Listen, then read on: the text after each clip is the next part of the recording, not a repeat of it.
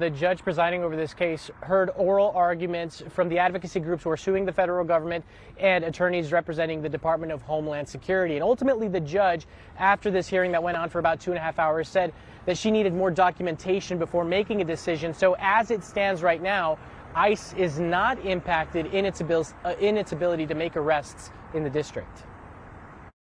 A legal battle is underway in the district that could limit how ICE conducts its operations. At the center of this lawsuit is the case of Jose Escobar Molina, an immigrant from El Salvador with temporary protected status who was arrested by ICE agents while walking from his apartment in Northwest D.C. back in August. The lawsuit states he was taken to a detention center in Chantilly where he was held overnight before being released the following day after it was discovered that Escobar Molina was in the country legally. The lawsuit also includes 3 other migrants as plaintiffs who have similar stories to Escobar Molina. The lawsuit alleges federal agents are illegally and indiscriminately arresting people based on how they look and without probable cause. We were arguing for a preliminary injunction to stop making warrantless immigration arrests without probable cause. That's the requirement under the law, under the immigration statute, that agents need to satisfy in order to make an arrest without a warrant. News 4 reached out to DHS to ask about the lawsuit. They sent us this statement, which reads in part, quote, "Allegations that DHS law enforcement officers engage in racial profiling are disgusting, reckless, and categorically false.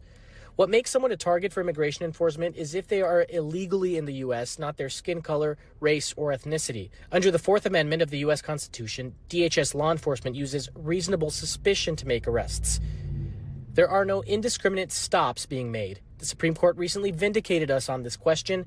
DHS enforces federal immigration law without fear, favor, or prejudice," end quote. Lawyers suing the government say the practice of making warrantless arrests have made people in the district feel less safe. Kids going to school in fear, people not going to medical appointments, people being arrested on their way to church or leaving church, right? So this is a detriment to public safety. Mauricio, we know there was no ruling today. Did the judge give any indication when we might learn more?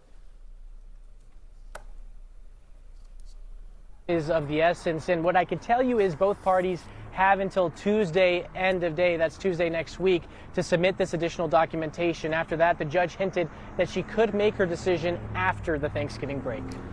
There is so much anxiety and fear out there. Mauricio Casillas. Mauricio, thanks so much.